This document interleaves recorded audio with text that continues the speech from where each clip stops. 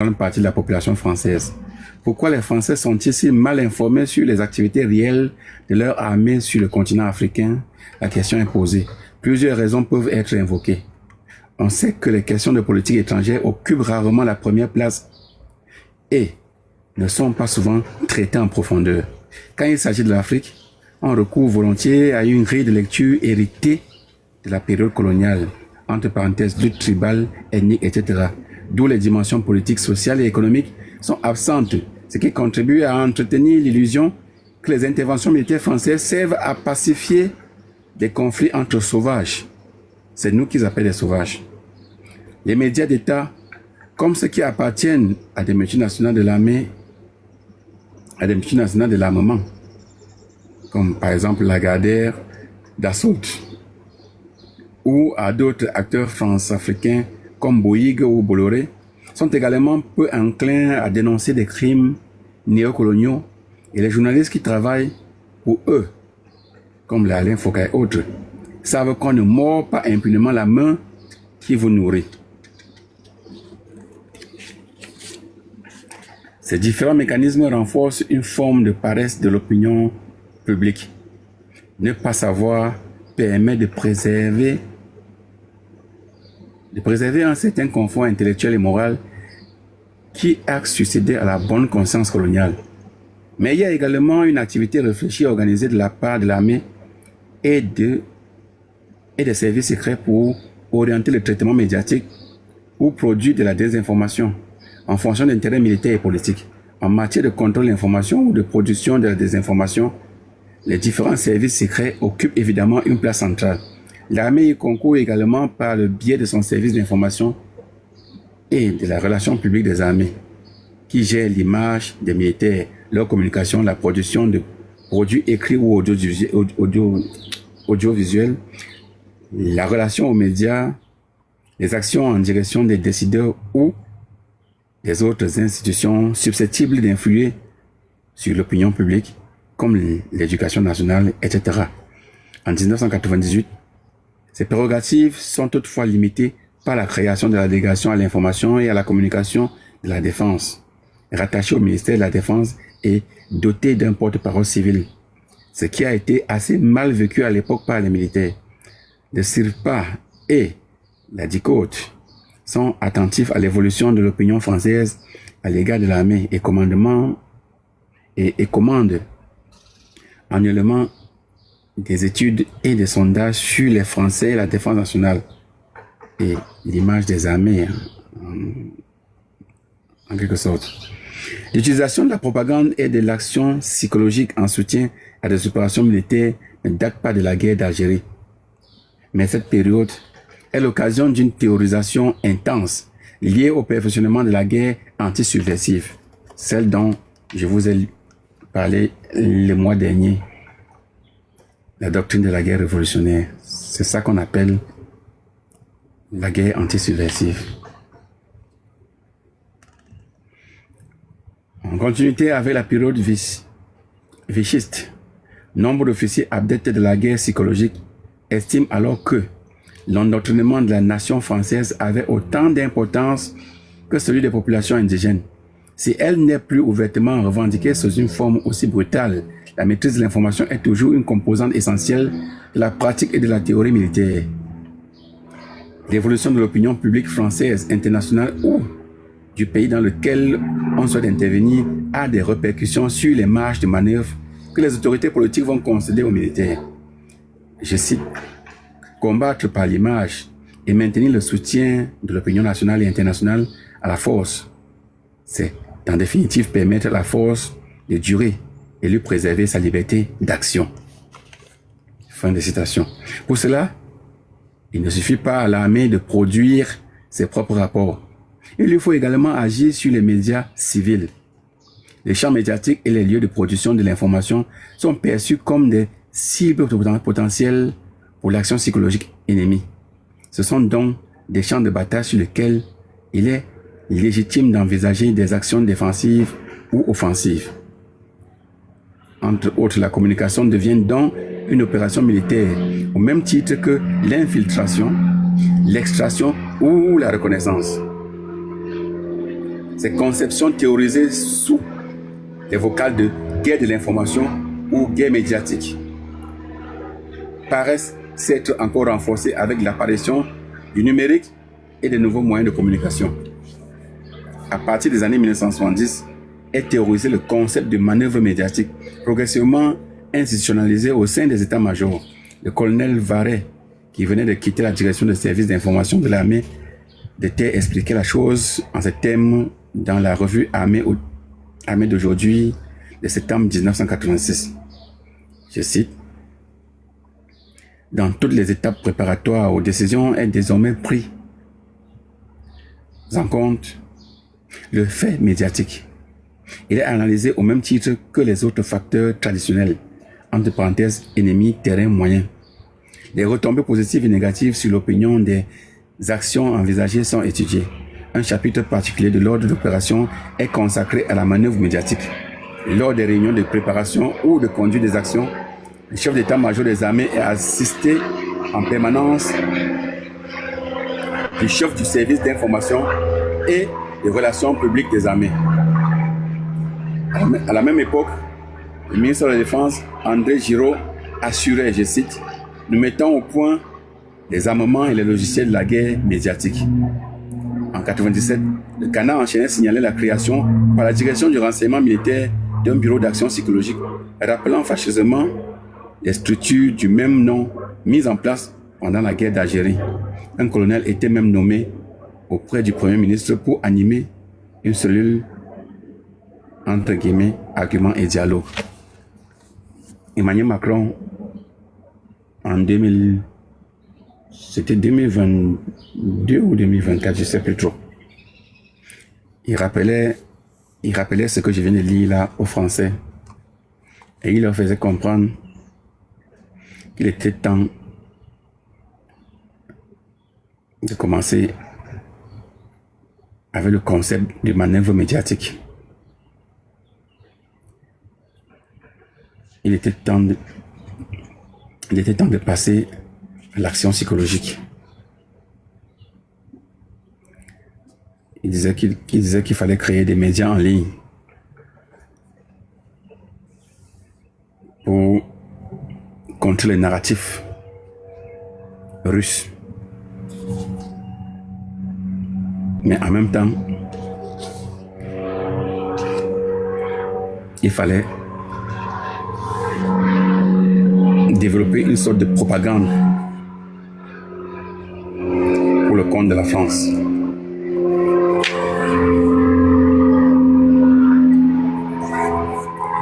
Et pour cela, ils ont même organisé plusieurs sommets. Montpellier, dernièrement, ils ont poussé le bouchon jusqu'à inviter ce que vous appelez influenceurs, influenceuses, hein, comment vous appelez la femme de la Côte d'Ivoire là?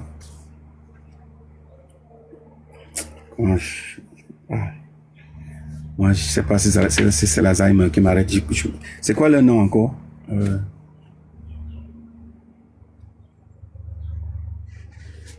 Est-ce que vous êtes même ici? Pourquoi je perds mon temps avec vous?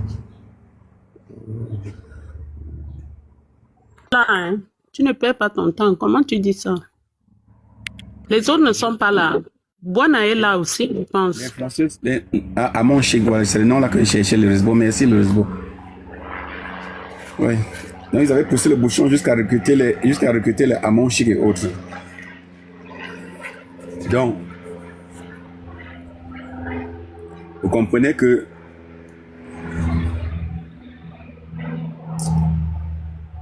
tout est lié. Tout ça est lié. Tout. Tout est lié. Tout.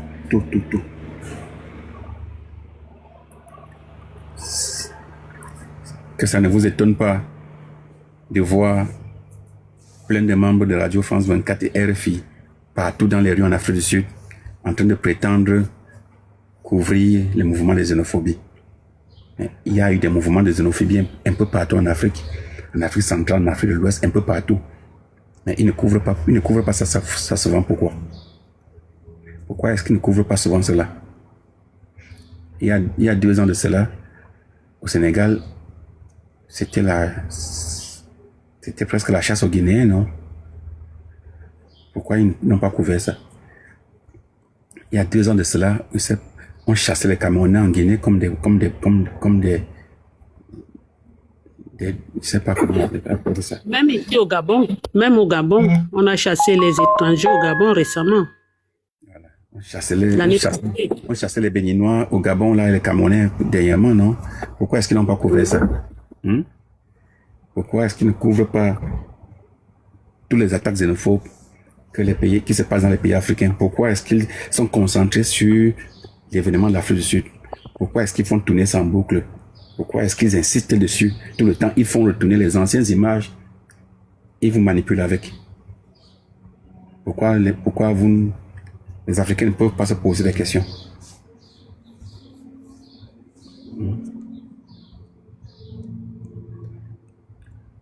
Parce que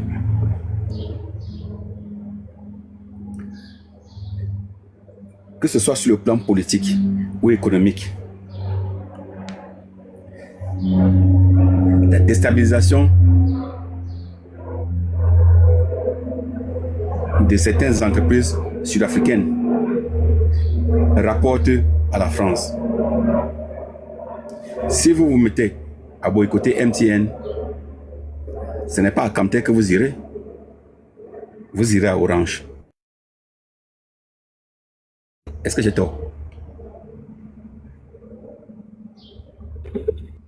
Est-ce que quand vous boycottez MTN, vous cherchez une société de téléphonie mobile nigériane, camerounaise, je ne sais pas, ivoirienne quoi? Non.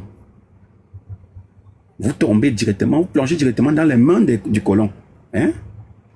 De ceux qui ont massacré tous vos parents, les Français, et qui continuent à vous massacrer. Vous tombez directement dans leurs mains. Est-ce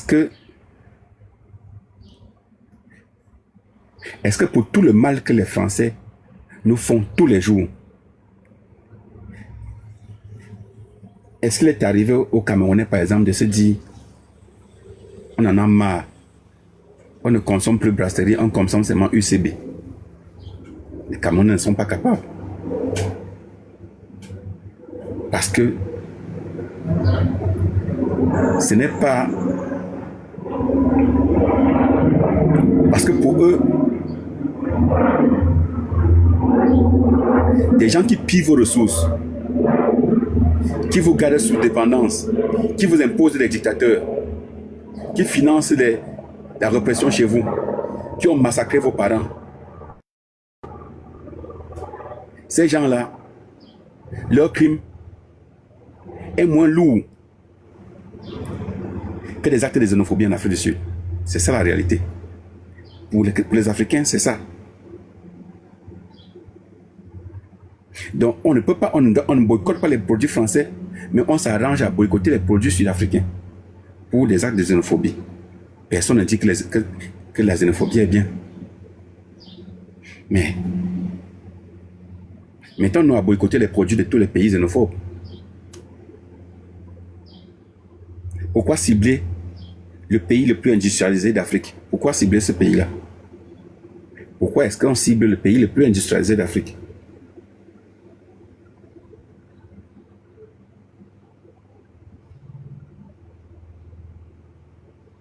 Pourquoi? Parce que derrière cela, il y a un autre agenda.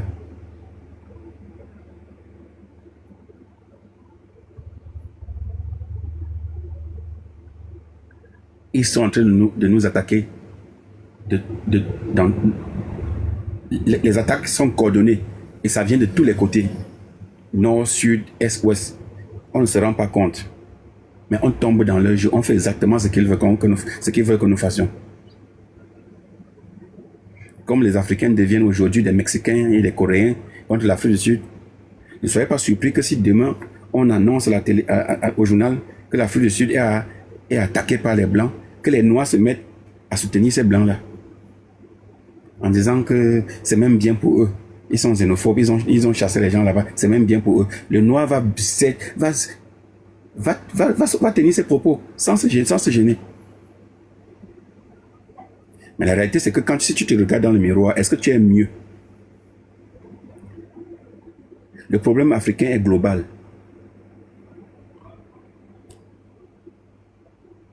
Quand les Burkinabés se mettent à fournir des efforts, à recruter des civils, les entraîner à l'utilisation de l'arme pour se défendre contre les terroristes, contre les terroristes financés par ces mêmes gens-là.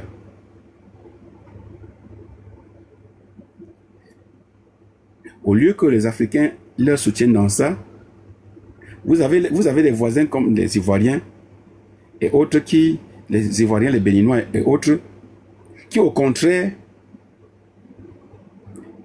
servent de base arrière pour déstabiliser ce pays-là. Mais entre les attaques xénophobes et ça, qu'est-ce qui est plus grave? J'ai envie de savoir. Parce que dans les attaques xénophobes, ce qui fait mal, c'est qu'on dit rentre chez toi.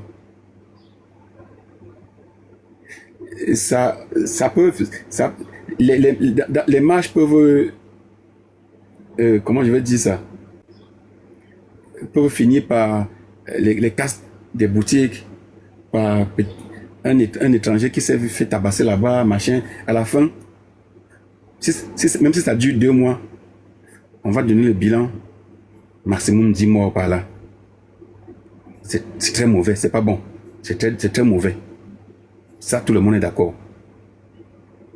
Mais quand ces terroristes-là font incursion quelque part au nord du Bobo Dioulasso ou je ne sais pas d'où, ce n'est pas 10 personnes qu'ils assassinent. Hein. Ce n'est pas 10 personnes qu'ils assassinent. Mais est-ce qu'il nous a déjà traversé l'esprit qu'il fallait boycotter tout ce qui est béninois ou ivoirien parce que la France s'est servie de leur pays comme base arrière pour déstabiliser le Burkina Faso ou le Mali? Est-ce qu'on a dit que comme le Tchad était un pays enclavé là, que le Cameroun va fermer son port au Tchad et que le Tchad va souffrir parce que la France a utilisé le Tchad comme base arrière pour déstabiliser le Niger? Est-ce qu'il y a déjà eu ce genre de discussion là en Afrique? Non. Parce que couverture médiatique, zéro. Zéro. Ça ne fait pas le buzz. Oui, parce que ça ne fait pas le buzz.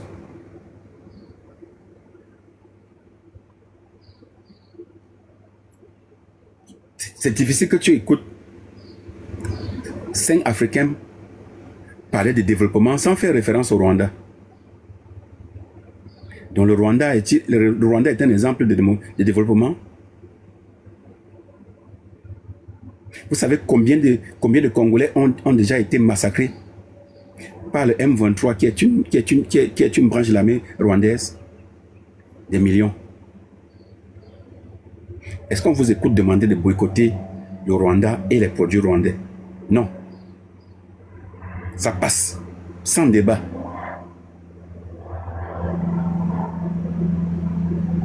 Oui, ça passe crème. Et les gens viennent dire, oh, si le président congolais n'est pas fort, tant pis pour eux. Si ceci, j'ai écouté quelqu'un dire, oui, maintenant je me rappelle. C'est votre type qui a créé, comme on disait qu'il a créé les corps. Dans un débat avec lui, dans un restaurant, il me disait qu'il préfère que c'est le Rwanda, qu'il préfère que les Rwandais tuent les Congolais pour bien vivre, que les Blancs qui tuent les Congolais pour partir avec. Bala est un malade. Elle, chez nous, c'est un malade. Le type là, il n'est pas normal.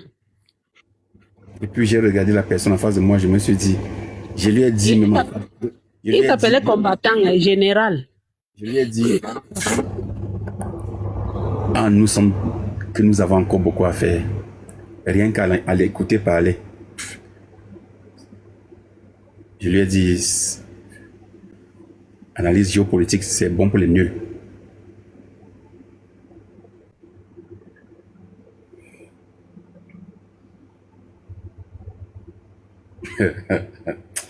Il y a des choses que quand tu entends, tu te demandes même si les Africains ont un cerveau constitué. Que c'est encore mieux que le Rwanda.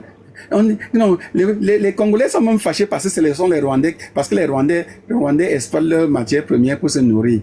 Et quand les Blancs exploitent, ils font quoi? Donc, pour lui maintenant, c'est une histoire de jalousie. Donc les Congolais seraient jaloux des Rwandais qui exploitent les matières premières au Congo. Nous sommes dans quel monde?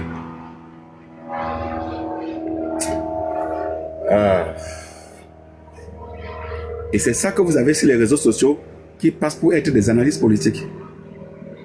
Les géopolitiques et autres. Et comme ils manipulent souvent un peu bien la langue de Molière, bon, c'est parti pour zombifier les Africains.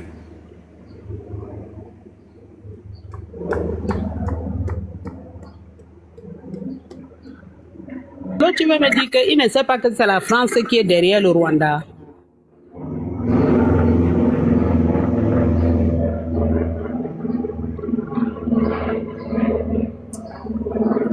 Quand tu commences à débattre avec quelqu'un qui ne connaît rien du sujet, mais qui prétend te connaître ça, à un moment, c'est comme si tu étais en train de discuter avec un enfant, ça te fatigue. Tu te mets à te dire, mais qu'est-ce qui m'a même pris? Tu parles de quoi? Il ne comprend rien de ce que tu dis. Je ne comprends rien. Je ne comprends rien.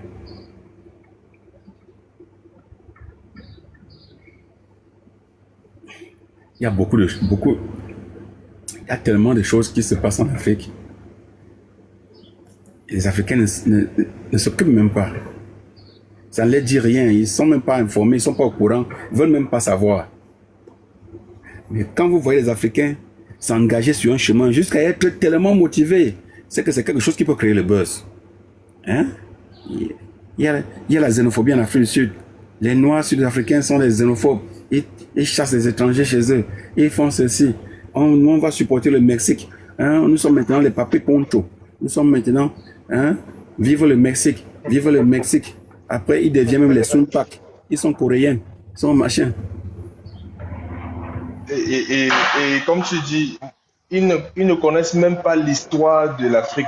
Ils ne connaissent pas que l'Afrique, depuis toujours, a été un camp de rébellion, un camp d'entraînement des rébellions dans le monde entier. Ils ne savent pas dans quel pays, dans quel continent ils existent. De l'AES, là, ils ne savent même pas d'où vient vraiment le problème de l'AES.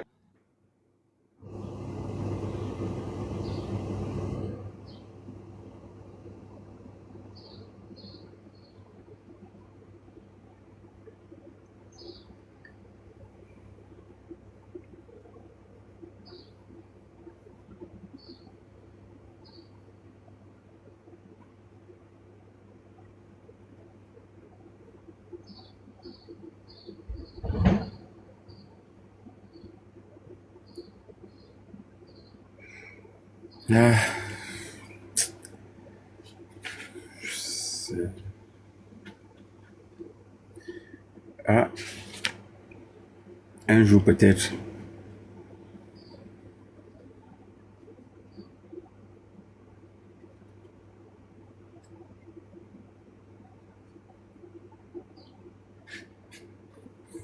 Un jour peut-être.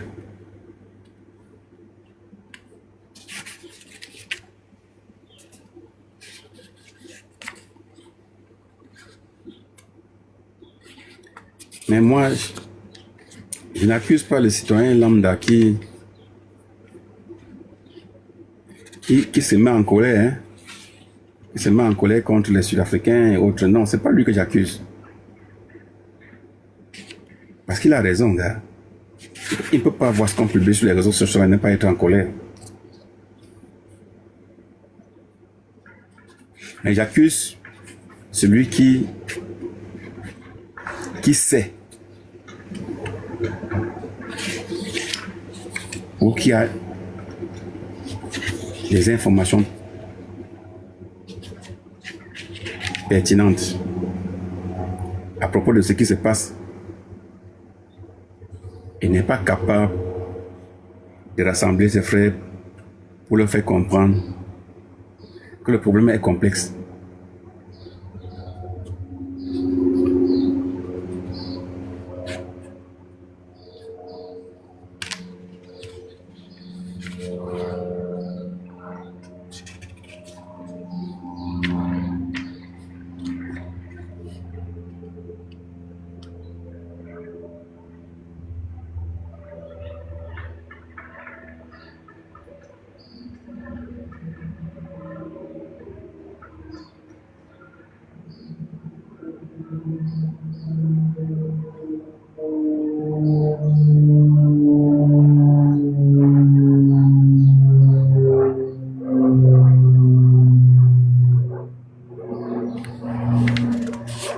Pour finir aujourd'hui,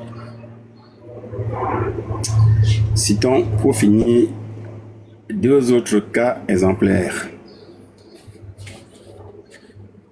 On a vu que la France avait soutenu secrètement entre 1997 et 1999 le retour au pouvoir du dictateur congolais Sassou Nguesso.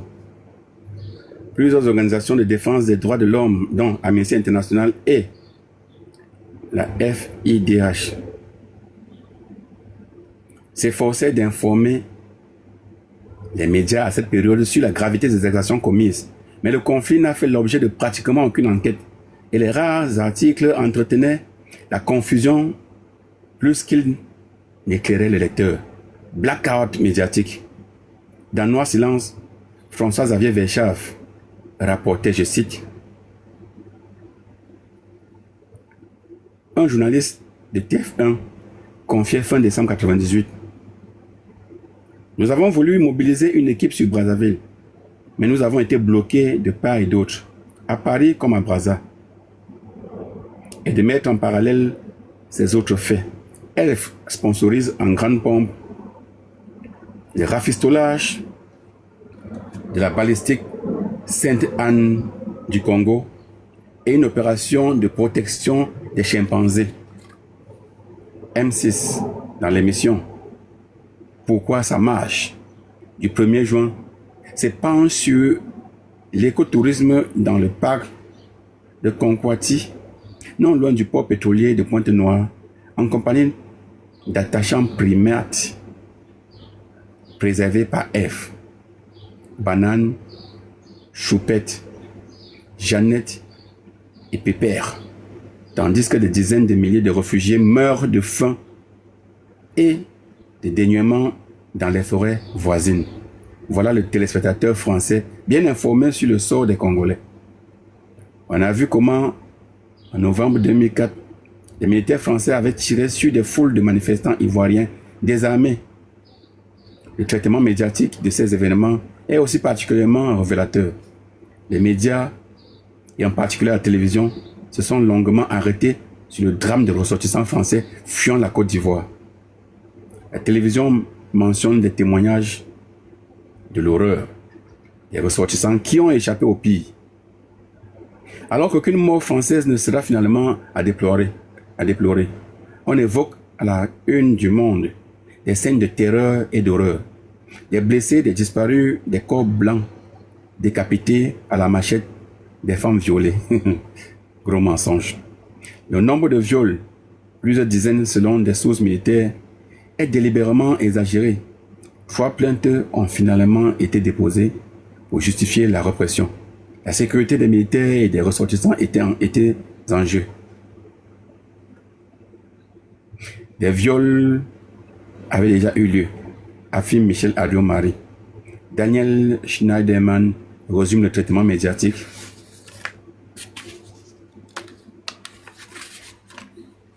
En France. En gros plan, les Français dans la bouche, les Français dans la bouche des présentateurs, les Français.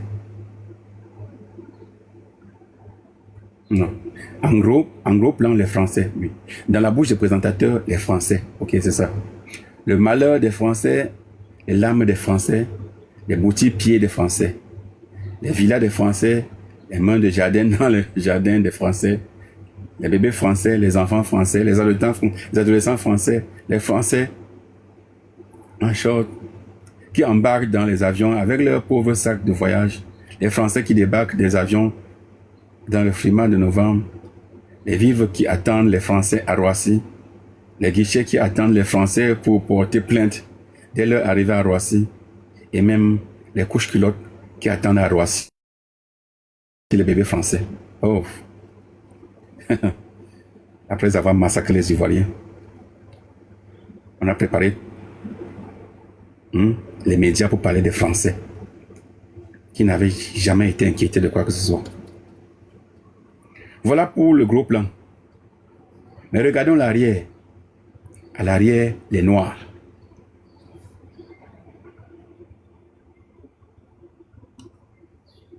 À l'arrière, les Noirs.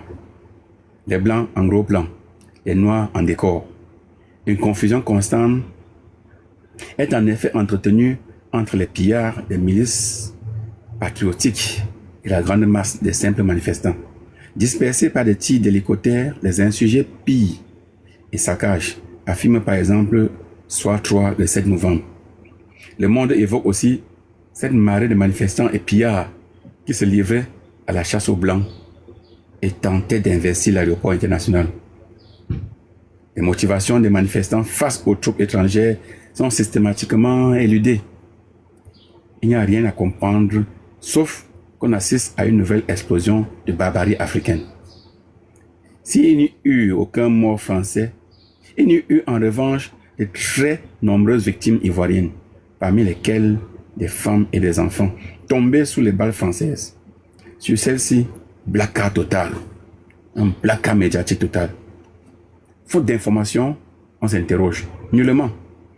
Dans les nouvelles censures, Paul Merera, journaliste d'investigation, qui a notamment créé et dirigé l'émission 90 minutes sur Canal+, raconte, je cite, « Beaucoup plus tard, nous découvrirons que toutes les rédactions nationales avaient eu très vite en leur possession des images explicites de la télé ivoirienne, que les journalistes français présents sur place avaient bel et bien enquêté. Dans la direction de l'information du service public, on ne diffuse rien, par sens des responsabilités. À la notable exception de la chaîne Info iTélé, les rédactions font le choix délibéré de ne pas montrer ces images.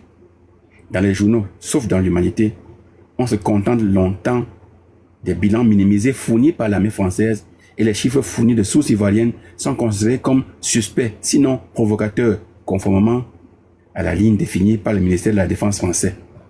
Et Renaud Girard commente ainsi dans Le Figaro. Inconscience, négligence ou jusqu'au boutisme anti-français acharné, il s'interrogeait. Le président Laurent Gbagbo ne fait décidément rien pour empêcher le torchon de continuer à brûler entre la Côte d'Ivoire et la France.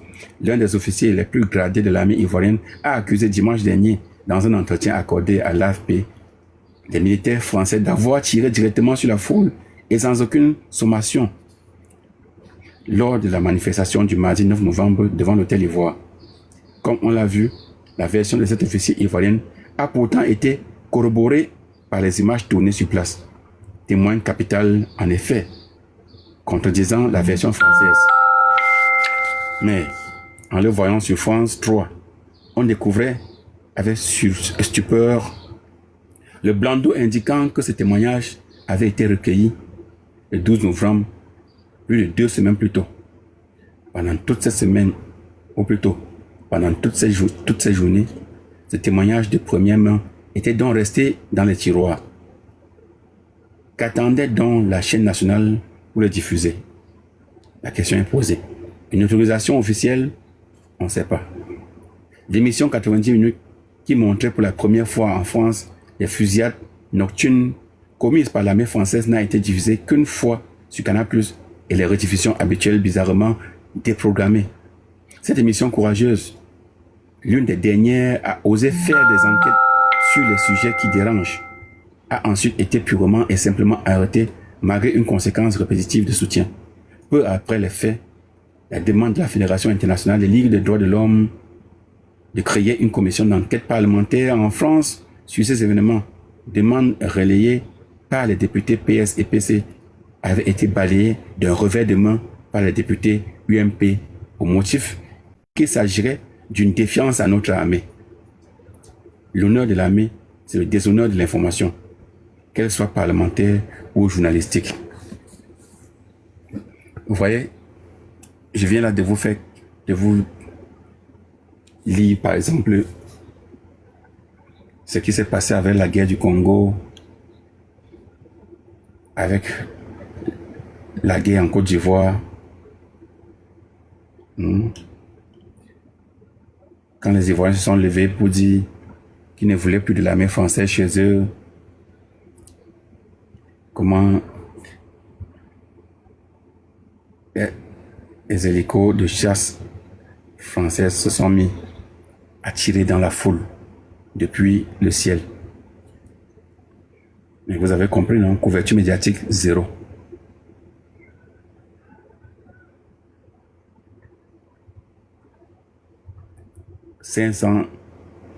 Plus de 500 000 Congolais morts entre 97 et 99. Couverture médiatique, zéro.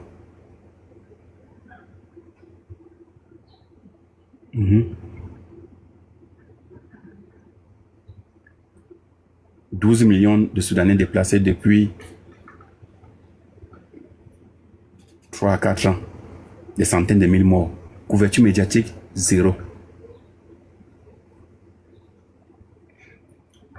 Dans le nord et le sud Kivu, des centaines de mille, voire des millions de Congolais massacrés dans la dernière décennie. Couverture médiatique, zéro. Dans le Cameroun anglophone, des dizaines de Camerounais massacrés depuis une décennie. Couverture médiatique, zéro.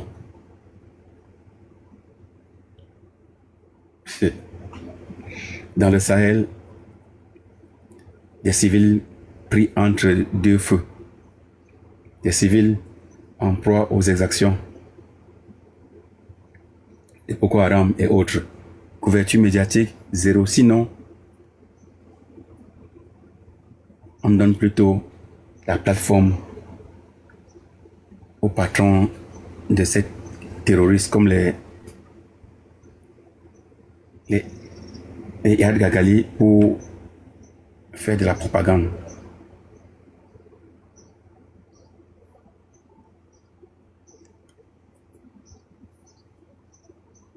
Événement de xénophobie en Afrique du Sud. Bilan, je sais pas, peut-être 0 mort. Mais regardez la couverture médiatique. Tous les jours que Dieu a créé, ils sont dessus. Comme si en Afrique, il n'y avait pas de médias. Maintenant, vous pouvez vous poser la question.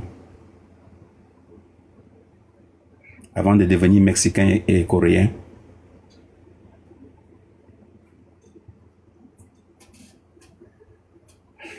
tout ce que je dis, c'est que le jour que nous allons nous réveiller, il sera bien trop tard. Ok, c'est fini pour aujourd'hui. Jamais on se réveille, Polo. Est-ce qu'on va un jour se réveiller?